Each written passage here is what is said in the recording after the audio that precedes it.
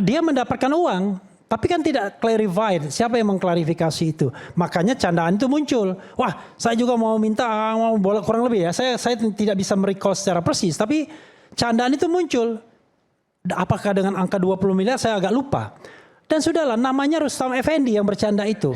You can imagine, bikin 400 halaman JWP, bikin Gibran Endgame, dan kemudian totally incorrect, dan akan dikoreksinya. Kira-kira dalam sejarah akademik dunia mana yang terjadi seperti ini, kan begitu. Oke.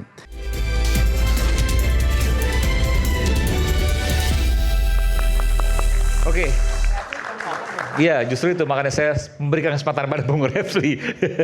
Karena terlambat ini paling belakang. Silakan Bung Refli. Tes. Firman nggak mau klarifikasi soal auto hasibuan tadi. Kalau mau saya kasih kesempatan duluan. Jadi ya. Saya jelas kalau itu saya klarifikasi. Jadi Bang Firman ini adalah menantunya Pak Oto. Ya. Tapi nggak ada kaitan dengan kasus ini dan seterusnya. Ya kebetulan Bang Firman ini kok jadi saya jubirnya. Bang Firman ini kebetulan pengacara Pak Jokowi. Tapi Pak Oto nggak ada. Saya pancing sebenarnya. Pak Oto nggak ada kaitan sama ini kan. Karena ada mengenalkan Rismon dan seterusnya. Silakan Bang.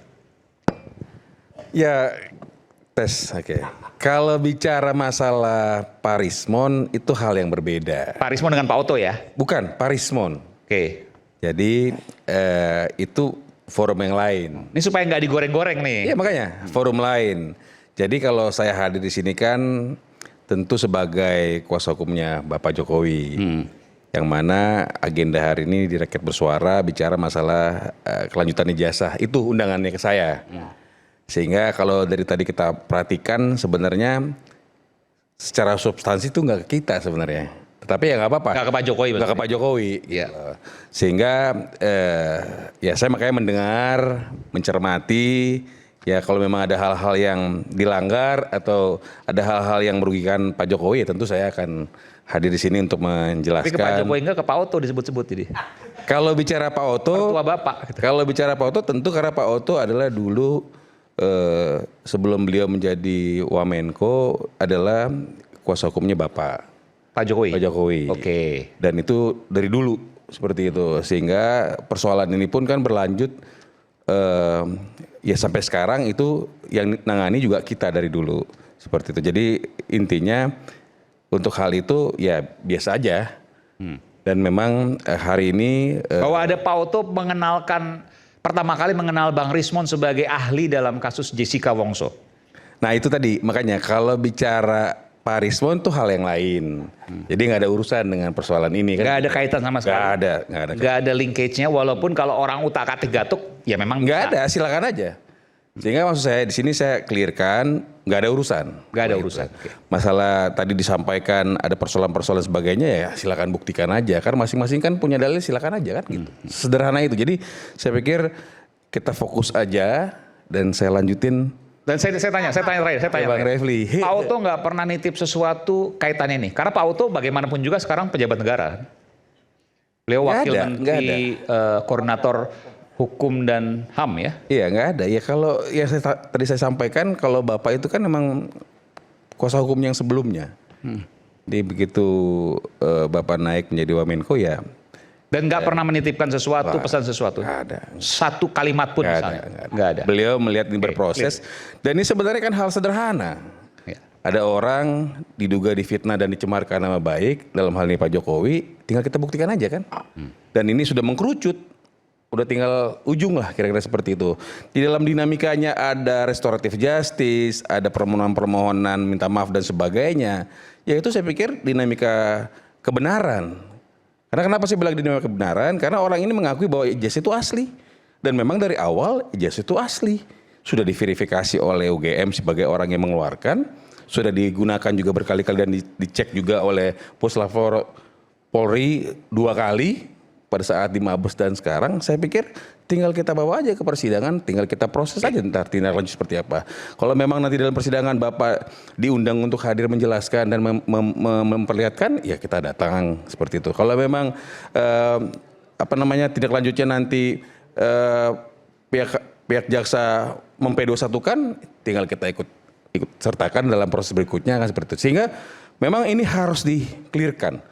Karena tadi juga di sini ada persoalan-persoalan baru, ada juga dugaan-dugaan fitnah dan pencemaran nama baik yang kita lihat sama-sama nih dari tadi nih. Saya cuman ketawa ke TV, bingung-bingung juga saya. Ini kok agendanya jadi carut marut gitu kan.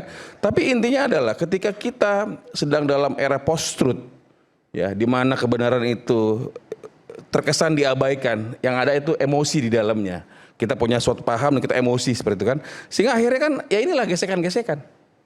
Jadi saya pikir ya perlu etika di dalamnya, maka pasal 433 itu hadir, 434 itu hadir. Artinya masih relevan. Oke. Gitu. Kira-kira gitu. Tapi saya tanya, sekarang dari tersangka yang tersisa, kalau seandainya kita bicara andai, mengajukan RJ, apakah Pak Jokowi mau memaafkan dan memberikan pengampunan?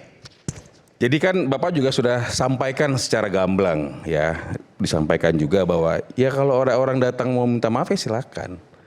Tapi mengenai proses dan sebagainya kan itu kan kewenangan daripada penyidik. Sama kayak sekarang nih, Pak Rismon datang kemudian berproses, semua proses sudah dilaksanakan secara administratif, sudah diminta keterangan dan sebagainya gitu kan. Tapi kan sampai saat ini kan masih berproses di penyidikan.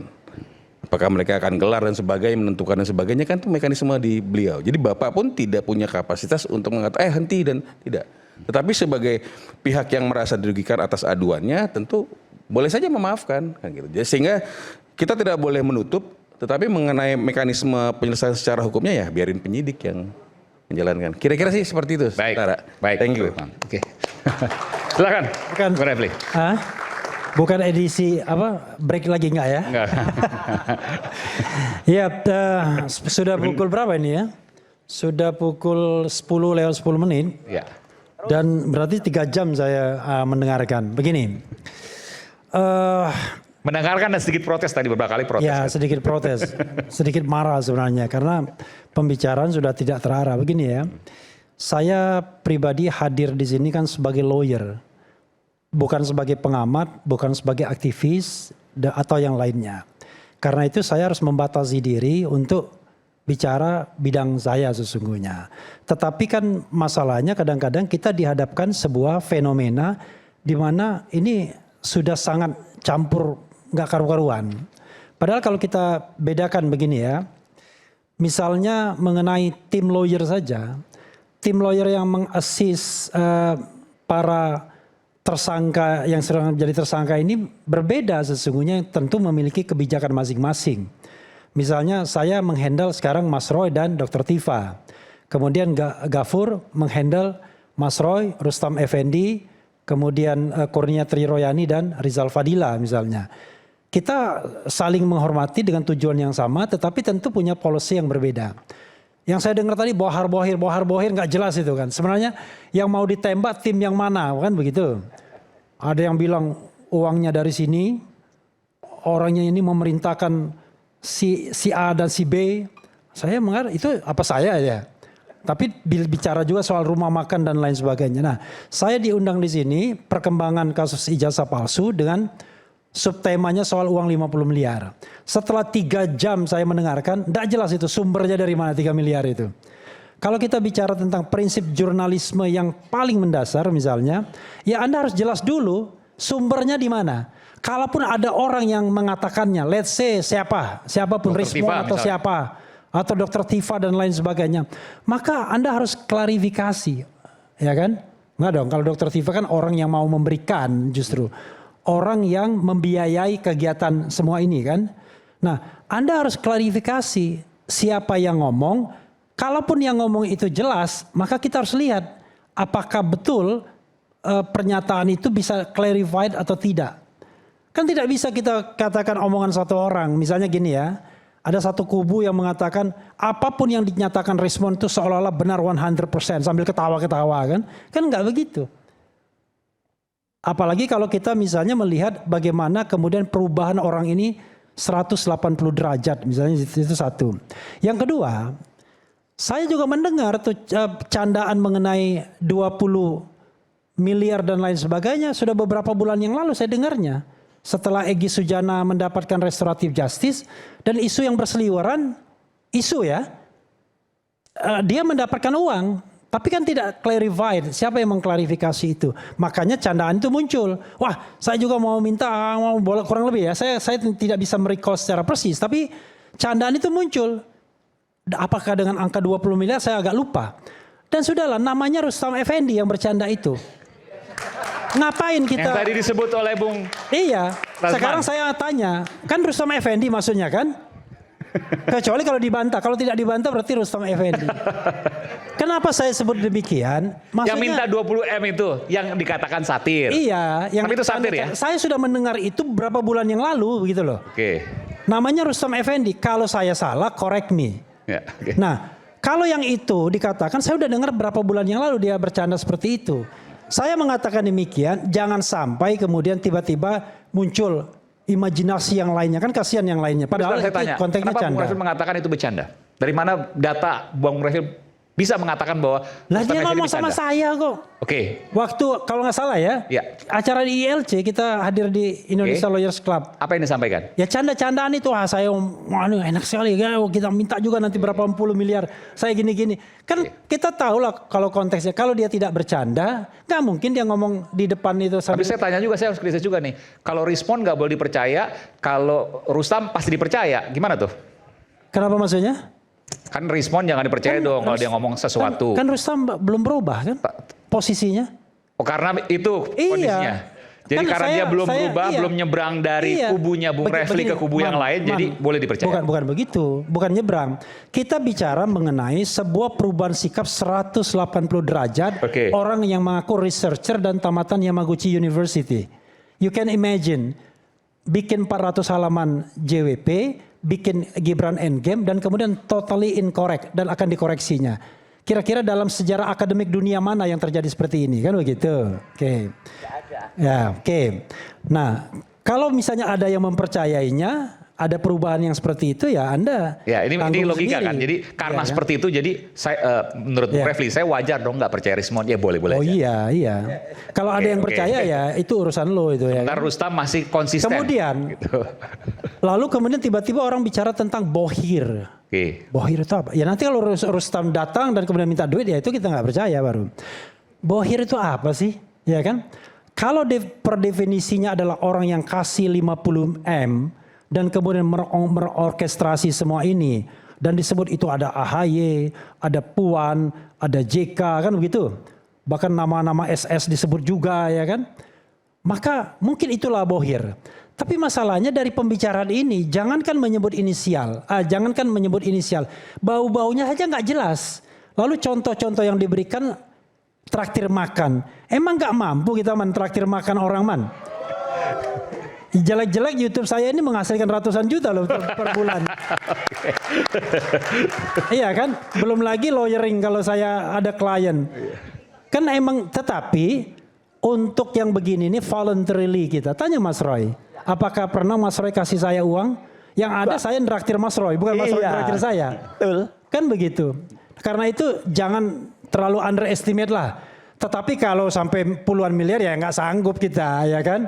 Tapi kalau cuma 2, 3, 4 juta saya kira masih bisa lah itu. Kecuali kalau Anda punya bukti bahwa memang ada toko yang memberikan puluhan miliar itu. Nah, saya pengen tahu. Karena saya mau minta juga. Nanti dia bilang, dipotong saya. Refli mau minta uang puluhan miliar. Ya nggak ngerti orang bercanda. Payah, ya kan?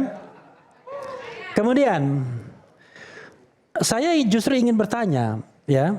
Ini pertanyaan yang tidak perlu dijawab dan saya tidak ingin menyatakannya ke sana, ke publik saja.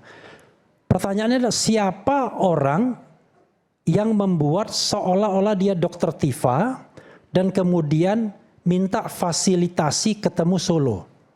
Kan this is the question. Ya kan? Yang jelas itu bukan Dokter Tifa. Baik pihak sana maupun pihak sini sudah mengakui bahwa itu bukan Dokter Tifa. Berdasarkan klarifikasi mereka. Tapi kan kita harus bertanya, siapa orang iseng itu? Katakanlah iseng kan? Tapi isengnya iseng luar biasa ini. Yang kemudian membuat seolah-olah Dokter Tifa mau minta restoratif justice. Dan ini menjadi bahan perguncingan. Bahkan ditambah-tambahin. Ada isu yang mengatakan Dokter Tifa 5 hari di Solo. mau minta restoratif justice tapi tidak diterima. Kalau orang paham itu pasti hoax itu, ya kan? Oke. Berikutnya adalah Mas Roy Suryo mengatakan bahwa soal dana keterlibatan JICA itu sudah artificial intelligence, AI. Respon juga mengatakan AI. Oke. Masalahnya sekali lagi, siapa yang membuat artificial intelligence itu? Itu masalah, betul. Itu masalahnya.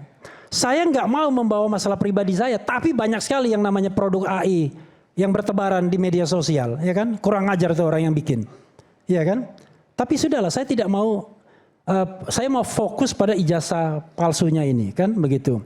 Nah, kemudian sekarang saya ingin bicara kasus Jokowi ini, biar ditanggapi oleh Firmanto. Kasihan kan dia kan, datang ke sini tidak menanggapi apa-apa. Kami ini terikat kode etik sesungguhnya di antara lawyer Troya. Troya itu Tifa Roy Associate, ya. Advocate, sorry. Tifa Roy's Advocate. Kami tidak mau melayani lagi orang yang tidak jelas standingnya. Saya mau melayani cuma lawyer to lawyer. Biar apple to apple.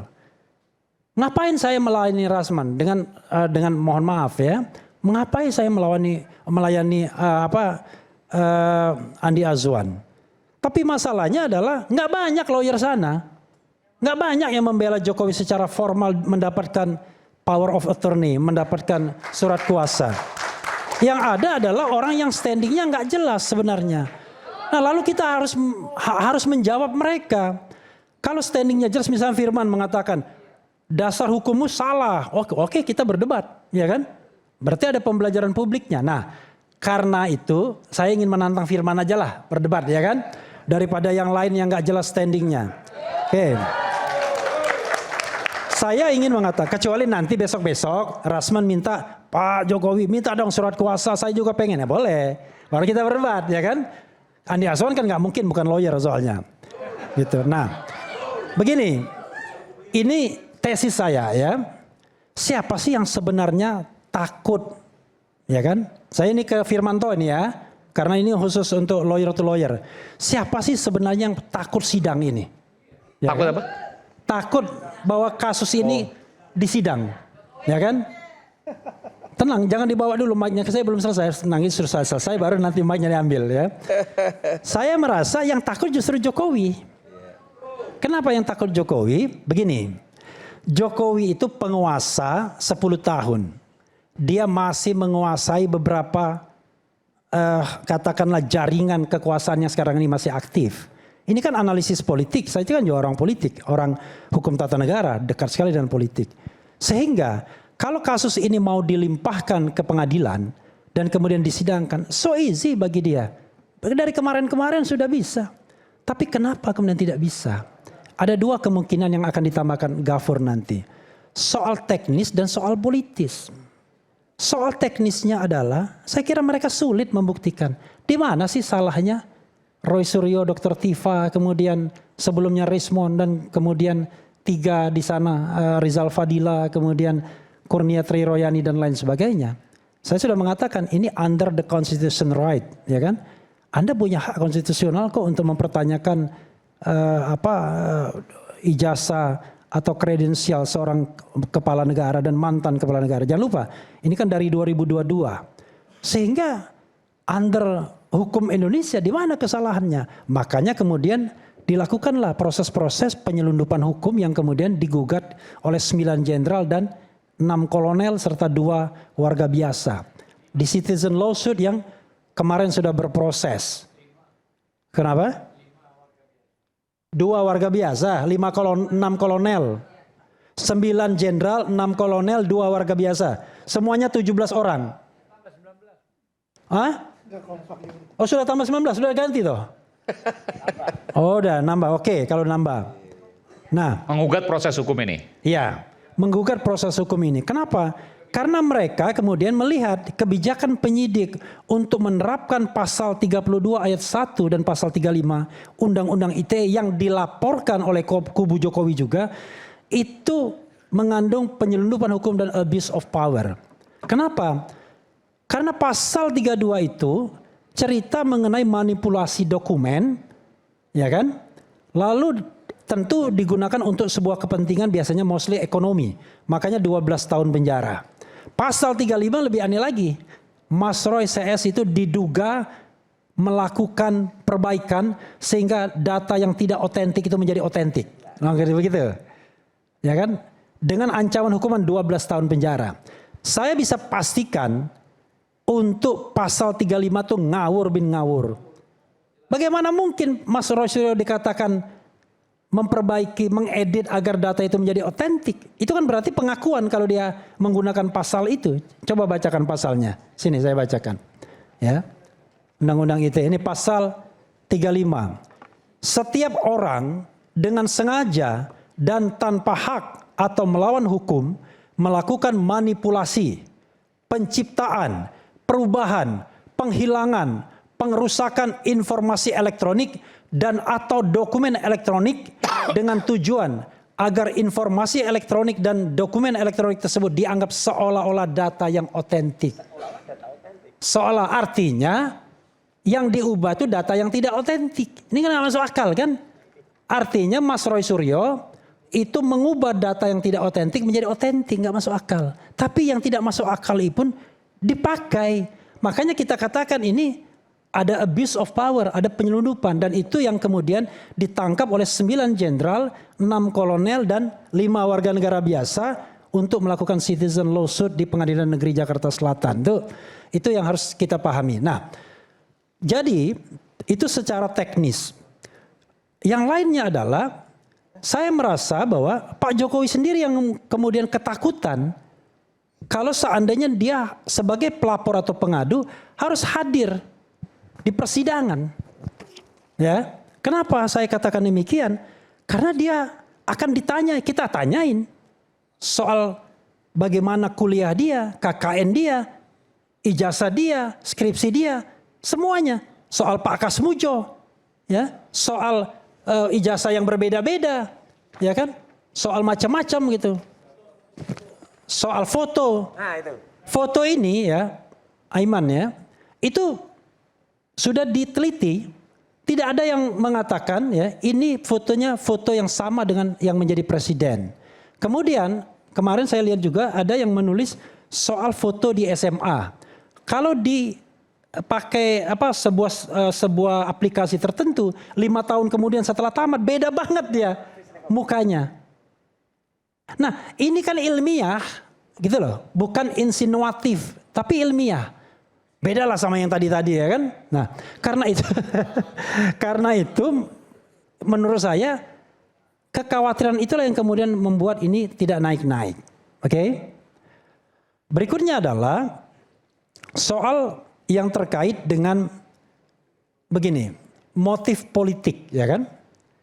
Saya gini, kalau kita belajar hukum dan politik ya kan, tidak ada yang namanya sebuah kejadian itu berdiri sendiri. Ya, tetap ada persinggungannya, apalagi ini adalah kasus yang luar biasa.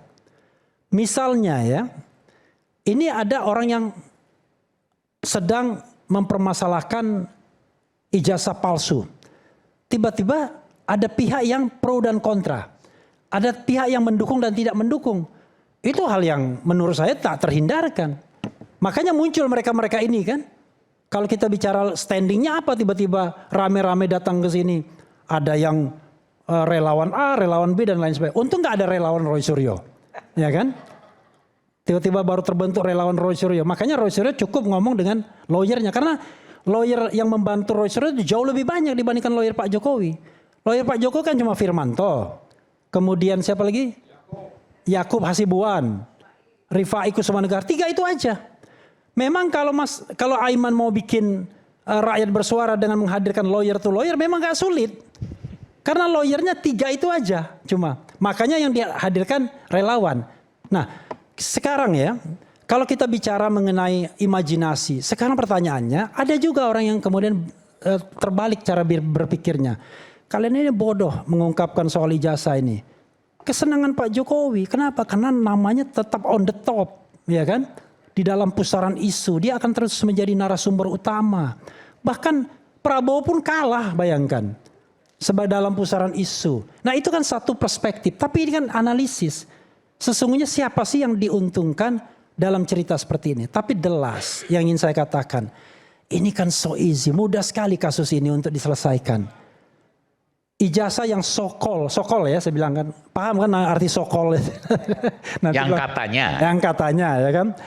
Ijazah yang katanya sokol asli itu sudah ditunjukkan oleh Polda Metro Jaya pada tanggal 15 Desember 2025. Ya.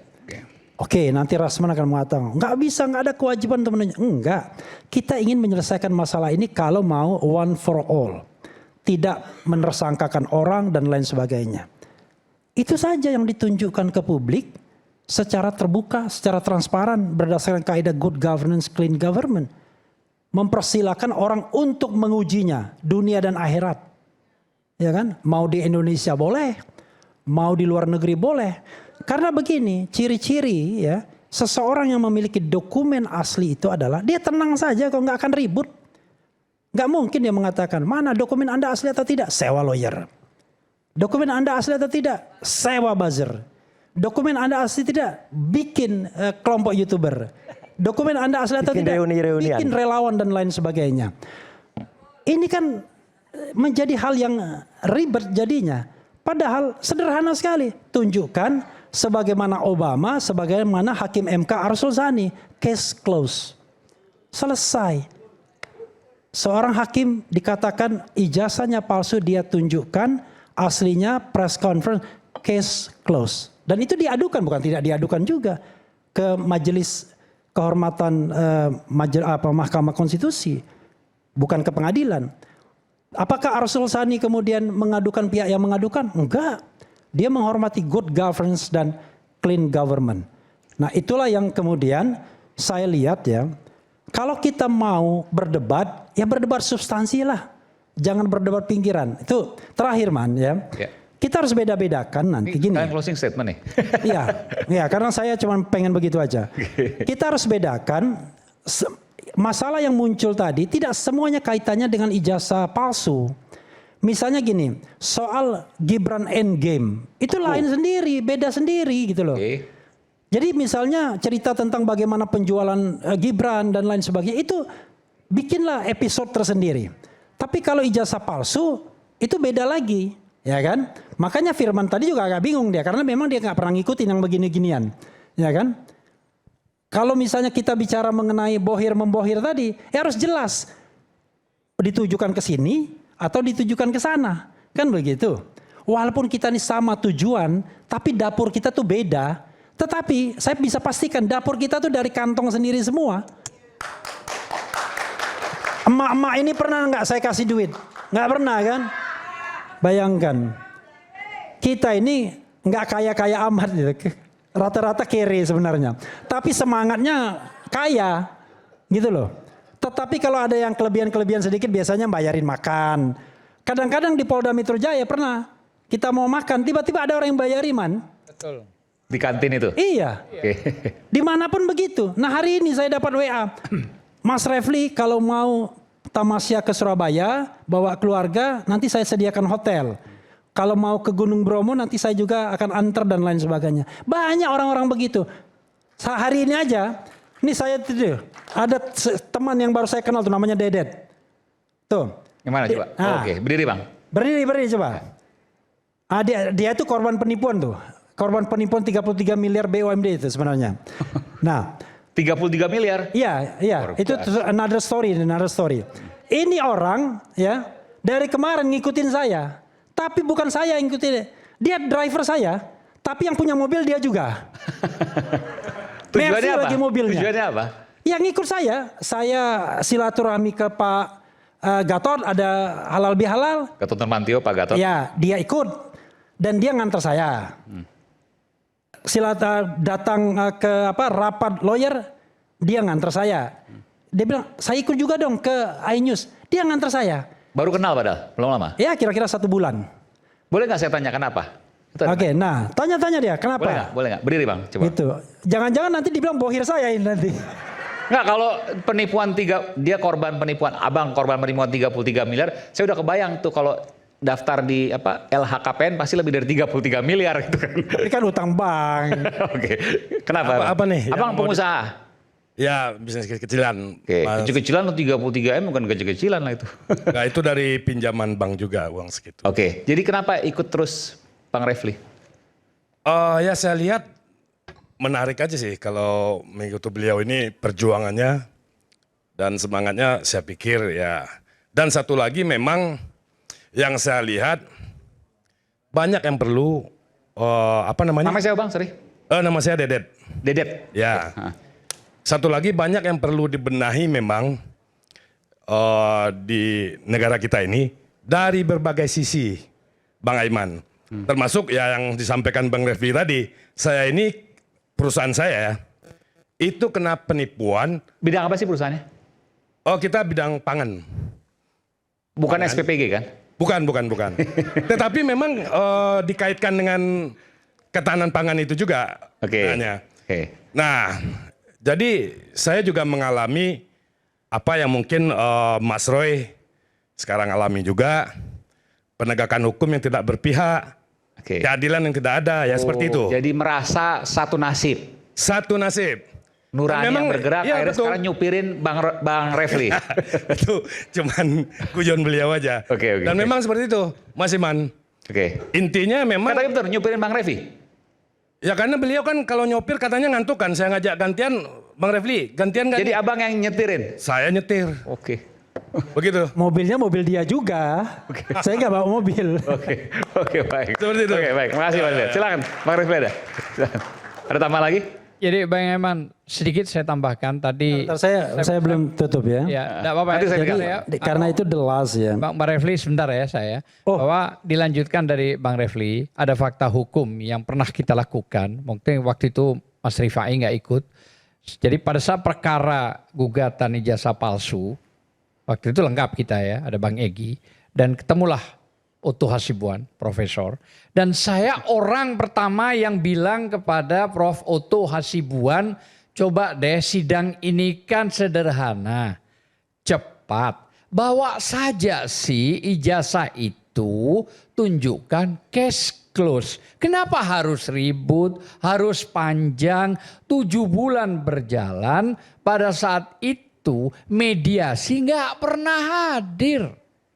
Tunjukkan saja case close maksud saya. Jadi clear maksud saya. Nah itu tidak pernah. Oke, Apa nanti dijawab jawabnya oleh- Prof. Otto? Iya. Oh itu gampang nanti kalau sudah masuk materi. Enggak usah Prof, nunggu masuk materi. Bawa saja, ini kan dilihat publik. Advokat pada nunggu semua, lihat semua. Rakyat lihat. Udahlah saya bilang clear jadi nggak ada masalah. Itu tambahan yang tadi Oke, dijelaskan. nanti dijawab oleh Bung Prof. Refli. Firman. Makasih. Tambahan sedikit ya. Dan kalau kami mau mempermasalahkan misalnya soal penegakan hukum dengan pemberlakuan pasal-pasal undang-undang yang ada, kami mengatakan kasus Mas Roy ini sudah cacat dari awal, ya. Jadi sudah melanggar Undang-Undang Perlindungan Saksi dan Korban karena Polda Metro Jaya itu memproses sesuatu ketika belum selesai di Bareskrim. Kan tanggal 30 April sudah pernah saya katakan, diterima Pak Jokowi langsung diperiksa ya sebagai pelapor pengadu, kemudian baru tanggal 22 Mei itu di stop di Bareskrim, padahal Undang-Undang Perlindungan Saksi dan Korban nggak boleh baik saksi ya maupun pelapor itu tidak boleh dikenakan tindak pidana Baik. gugatan perdata dan pidana. Dan terakhir ini kalau kita baca nanti Gafur bisa tambahkan pasal 138 ayat 2 Undang-Undang KUHP yang lama, Undang-Undang 8 1981 udah lewat ini barang sebenarnya. Lewat berbulan-bulan, berhari-hari sudah lewat. Daluarsa. Sudah daluarsa. Memang ketika Oke, dijelaskan. penasihat Kapolri Arianto tadi mengatakan memang benar yang dikatakan saya itu sudah melanggar hukum. Tapi prakteknya memang selama ini begitu. Saya mengatakan praktek itu tidak boleh mengalahkan apa yang tertulis dalam undang-undang. Anda harus bedakan diskresi sama undang-undang. Diskresi hanya dimungkinkan kalau tidak melanggar undang-undang. Jadi kalau sudah undang-undang mengatakan 14 hari, 14 hari. Kalau lebih dari itu berarti sudah batal. Oke. Lalu orang mengatakan, loh tapi kan nggak ada sanksinya. Tidak semua aturan itu harus punya sanksi. Apalagi itu yang namanya peraturan administratif. Paling tinggi sanksinya administratif. Dan itu nanti tergantung kebijakan orang yang membuat kebijakan itu kalau seandainya tidak digugat. Kan orang Indonesia ini kan kalau salah dibiarkan saja. Lalu kemudian tiba-tiba kalau Anda merasa benar Anda gugat saja. Kasihan sekali hidup di Republik Indonesia ini. Kita ingin menegakkan hukum, mencari keadilan harus berdarah-darah. Memang enak. Setiap hal harus kita gugat ke kepolisian. Orang menyuruh saya, udah laporkan saja. Memang enak.